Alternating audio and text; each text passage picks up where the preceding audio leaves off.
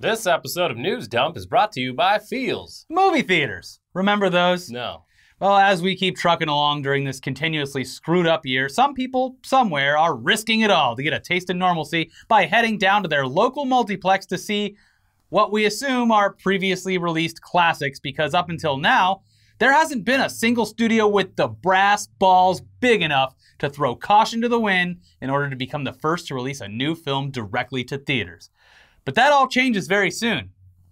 A little too soon, some people might say. Some might say, those people being scientists. Now, disclaimer, once again, in case you still need an update, things are very, very far from being normal, and essentially nothing has changed over the past few months, at least here in the US. Yeah. Nothing has changed that would signal that it's safe or sane to open up movie theaters. In fact, in a lot of places, things are worse. Now, open them back up. Just look at the line.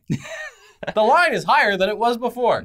But as we've said time and time again, people are bored with the coronavirus. They don't want to play with it anymore. And both the studios and the theater chains are tired of losing money. So, I don't know, I guess it's time to let people back in. And boy, do they have so much to look forward to when they return. Surefire blockbuster, The New Mutants, is apparently going to be the first new movie that welcomes people back. Woo! Yeah, that's a movie definitely worth risking your health and the health of anyone you come near to for risk it all. Yeah. For New Mutants. A movie that the studio has held in a vault for 5 years because they don't know how to market it and they have very little faith in its ability to succeed. I don't understand why this is the movie. I understand Tenet. Don't get me wrong. I understand Tenet. I do not understand New Mutants. They're putting it's not even an argument, a much bigger blockbuster, Mulan, straight to VOD. But New Mutants, they're just, I guess Disney's like, well, no one really knows that it's Disney, even though it's very public information that we own the movie. When they die, they're not going to be like, oh, Mickey killed me. Yeah, no. They're going to be like, it must have been those Murdoch boys. It's that girl from Game of Thrones. Yeah. But that's what's weird about it, is it's like, this is such a high-risk, low-reward movie to put out first. Yeah. Anyways, if you're like us and you're a bit unsure about heading right back out to a movie theater, have no fear, because AMC just put a little cheese in the mousetrap for us. Yes, that's right, AMC Theaters is not only flinging their doors back open to the public, they want to get as many people back into their theaters as quickly as humanly possible, so they're pretty much just giving tickets away. When participating theaters reopen, aka the ones that are legally allowed to reopen next week on August 20th, oh my God, you'll be able to check out a movie in a theater with other people for just 15 cents. Wow. Yeah. What's the catch? Oh yeah, there's a big, the big catch. Quote, the cheap tickets will be available at more than 100 theaters across the U.S. The deal, a throwback to the price the company charged when it was founded in 1920, is intended to lure customers What a word! who may be worried about venturing into a theater because of the risk of contracting COVID-19. Wait, how many? Hey, kid. Yeah. You want to see a movie? How many quiet parts did we say out loud? All of it? No. We're hoping to lure people, you know, much like how when you're fishing, you put lures on your fishing line to trick the fish into biting on the hook and then being dragged out of the water where it eventually dies and is gutted and is consumed by the fishermen. Yes. So yeah, AMC CEO Adam Aron, the guy with 2 first names that you can trust, had this to say about their promotion. We are thrilled once again to open our doors to American moviegoers who are looking for an opportunity to get out of their houses and apartments and escape into the magic of movies. I hope there's real magic, because otherwise you're putting yourself and your family at risk. But I love how bold it is. It's just like, listen, you've all been cooped up for too long. You know you want it. You know you want it, and you're going to do it. You're going to send the kids back to school because you can't stand them. Come here. And you want to see New Mutants. Get in the movie theater. I will personally pull you into this theater myself. Yep. Yeah, honestly, I don't know. This could be a win on multiple fronts for AMC. I mean, they trick people into a false sense of security because they didn't die during the movie screening. Yeah. So they assume everything's fine, and they force them to pay that 15-cent admission fee in exact change, thereby saving the American economy. Because according to every store we've been to in the past 3 months, there's a horrific loose change shortage going on right now. Yeah, it's strange being like, please, absolutely no cash accepted because there's no change. Only pay an exact change. Yeah, some retailers are just straight up giving away free items for people who use change, regardless of whether or not those people are aware they are literally just paying for items with currency or not. Hey, if you give us 30 quarters, we'll give you a product. Yeah. How about that? They are like a lot of places. They're doing It's discounts and stuff. Huge discounts if you pay with change. I think Chick-fil-A was doing chicken sandwiches for any combination of change that like adds up to $1 or something like that. But yeah, it is strange. I mean, I would just assume that everyone has one of those like water cooler gallon jugs in their closet filled with change right now. Like they're hoarding it. This is in case everything goes as bad as we think it is. At least I have my bucket of change. Yeah, I mean, in the post-apocalypse, paper money, worthless. It's just a blend of cotton and other fibers. But bottle caps. You know that a penny, that's copper, baby. Yeah. Copper has value. That's not copper anymore. Well, it's partly copper. They paint a little copper on there. I believe nickels are still mostly nickel. There you go. And I don't know what a quarter is, but that's metal. And it's worth more. But let's say you don't want to risk going out to see a movie. Which, by the way, if we didn't make this abundantly clear already, you should not risk going out to a movie theater right now. Yeah, probably not. Hey, why not make it a Blockbuster night instead? What? That's a word I haven't heard in a very long time. Well, sorry, Zoomers out there. You're not going to have a full grasp of what we're talking about here because you've had it too easy. If you want to watch a movie, you just click a button and watch it. Beep, bop, boop. Back in my day, we had to walk 15 miles in the snow, uphill both ways in Florida? Shut up, to a Blockbuster Video in order to rent whatever they had left on a Friday night. It was fun, though. Yeah, I know. Most of my previous story was a lie, but Blockbuster Video. I do look fondly back on that. It was a nice way to like browse the movie selection. There's so many horror movies that I would have never seen if it wasn't for Blockbuster because of the art. Yeah, it very much influenced the way, I mean, not Blockbuster itself, but just the VHS video store generation very, very much influenced box art. Yes. And a lot of movies just straight up misleading about what they're about. Well, and video games too. Everyone, go back and look at the Mega Man box art. Can you describe the game to me, please? I'm the artist. Yeah. Oh, and speaking of games, you could rent an entire console from Blockbuster. Yeah, come in like a briefcase. Yeah, in this giant like Pelican case. Yeah. Yeah, it's cool because my parents, for a while there as a kid, we weren't allowed to have consoles, but they'd rent us one for like birthdays and holidays and stuff, which was nice. And it would end up costing about half as much as just buying the console. I think that's why they eventually were like, fine. Especially if you were like one day late on it. But yes, I didn't walk both ways in the snow. There's no hills in Florida either. Both ways in the hurricane. But my parents, they took me. Yeah. So look, Blockbuster Video, it was a staple in the weekend plans of 1990s youth. It was insanely popular, and in the years since the company started completely disappearing, they've actually garnered a cult-like following because of the nostalgia, like both me and Elliot have, that is attached to just the activity of going down to the video store when you were young to pick out a movie to watch with your friends while you ate some Pizza Hut pizza on a Friday night after a long day of learning. Yeah. Yeah. So all those Blockbuster locations are long gone, though, except for one. The last Blockbuster, which is located in Bend, Oregon, which, yes, you guessed it, it is still a fully functional video rental store location. Why does it still even exist? Well, for a while there, the only surviving Blockbusters were in remote locations that didn't have access to decent internet or were vacation towns where people might want to rent something because their vacation home only had a DVD player or something like that. And always terrible internet at these vacation homes. Yeah. I mean, literally one of our favorite weekend spots in Southern California, Big Bear Lake, actually still had a Blockbuster up until just a few years ago.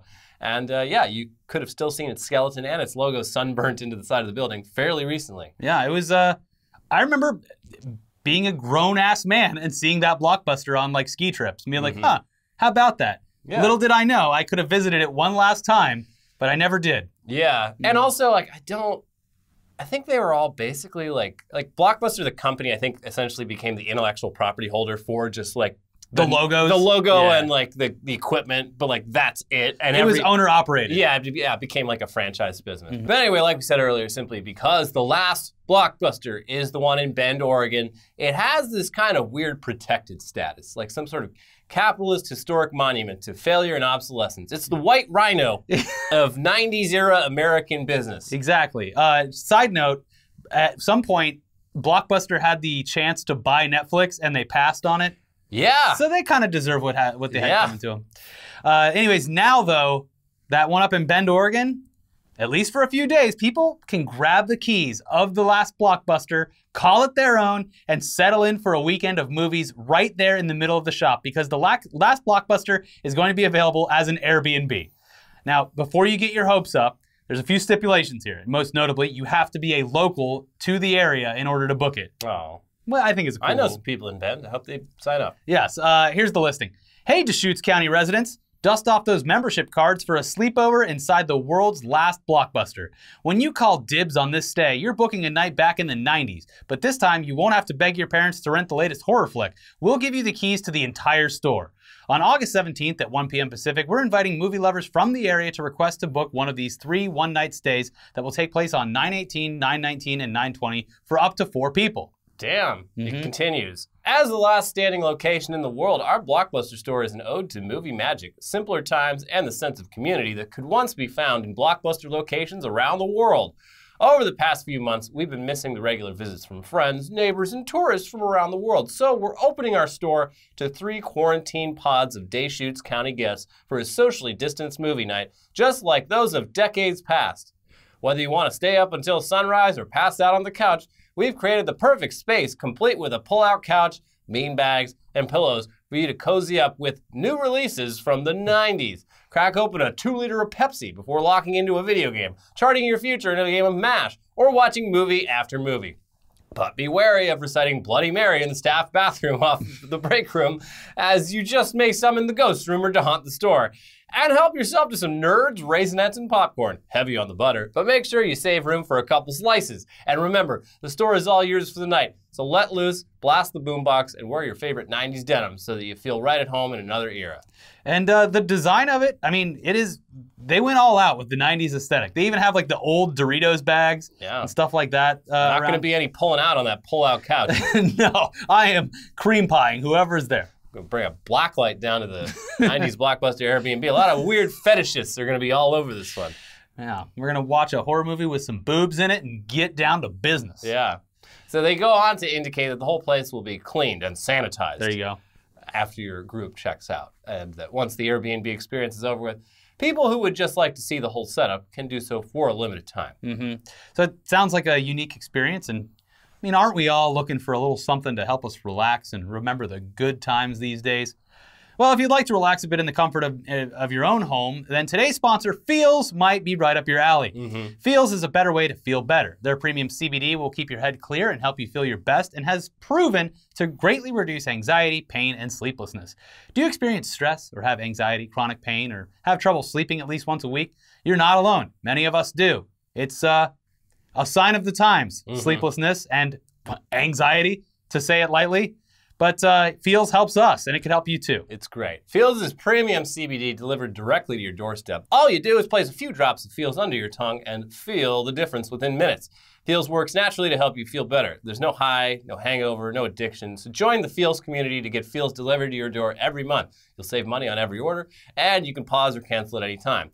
Become a member today by going to feels.com/newsdump, and you'll get 50% off your first order with free shipping. That is FEALS.com/newsdump to become a member and get 50% automatically taken off your first order with free shipping. Feels.com/newsdump. Now, back into the news with an update, quick update from yesterday's episode. And if you're not fully caught up on the whole Epic Games Fortnite versus Apple drama, and please do yourself a favor and head over to the latest episode of Tech News Day for a full rundown of everything that's transpired over the past 48 hours or so, because there's a hell of a lot of stuff going on, and it gets updated frequently. Basically, Epic is battling it out with Apple because of what they view as unfair commissions that they're forced to give Apple for every single purchase that a user makes within the mobile version of Fortnite. There's more to it than that, but that's the quick and dirty version. Well, the latest news, and news that should really come as no surprise, is that they're suing Google too. Yeah. So we updated our video right before we filmed it yesterday to add that in addition to being kicked off of Apple's App Store, the Fortnite app was also banned from Google Play, the store as well. Epic Games was very quick to file a lawsuit against Apple, but it took a few more hours before they launched their attempt at a legal assault on Google as well. So now they're literally at war with two of the biggest tech companies in the world over a 30% cut to their profits. The noble goal here being that winning this legal battle would set a precedent for all app developers, big and small. Yeah. Much like their lawsuit against Apple, the suit against Google alleges that Google's payment restrictions on the Play Store constitute a monopoly and thus a violation of both the Sherman Act and California's Cartwright Act. So yeah, again, this is going to be a constantly updated story that will almost certainly take months to play out. So in the meantime, you just sit back, You watch. But hey, you know something that no one is sitting back to watch, Elliot?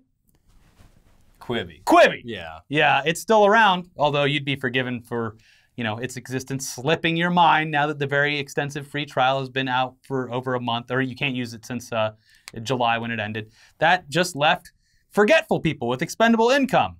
And the only people still signed up are people who signed up and then died of COVID-19. yeah, it's going to charge them until there's nothing left. Their family hasn't cleared up their finances yet. Also, there's a couple people, I think T-Mobile was the biggest one that had a deal where you get Quibi for a year or something.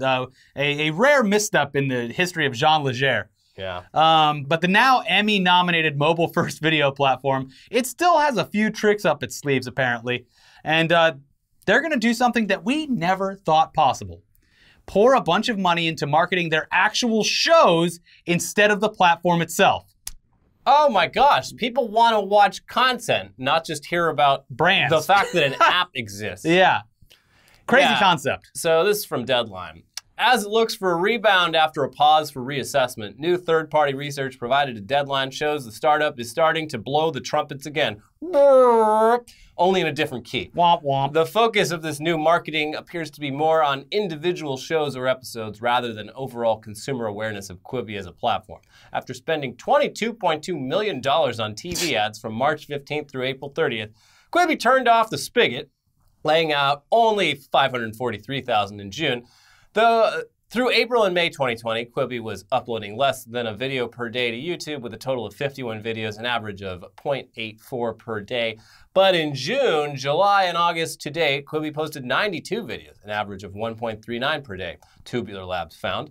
Those videos racked up 186 million views on YouTube, or 35% of the year's total so far. Now, it definitely needs to be noted, however, that if you do want to torture yourself by heading over to Quibi's YouTube page, you'll see that there's a ton of uploads getting absolutely abysmal views. Maybe a few hundred here, a few thousand here, not a lot, not even cracking 5,000. And the videos that are getting millions of views, or even, you know, I guess 100,000 views is impressive for Quibi. Those are trailers and clips that are clearly being used with Google's ad service, which places those videos in front of other YouTube videos as ads. They're just on their channel because they needed to be uploaded somewhere so they could be used as ads.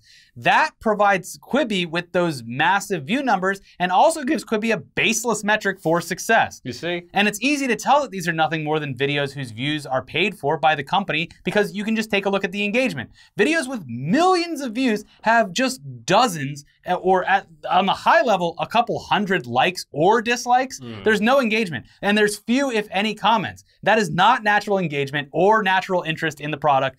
It's just they're paying to put numbers on these videos. It is a baseless metric that they're putting, no doubt, into many slideshows. And also, it was incredibly depressing to hear that in 45 days, they spent $22.5 million just on advertising. Yeah, for what? Exactly. Quibi ain't happening, guys. But there might be hope if you know, there's another brand that I could see Quibi teaming up with, combining forces, and that's Ven. No, Quibi and Ven joining forces.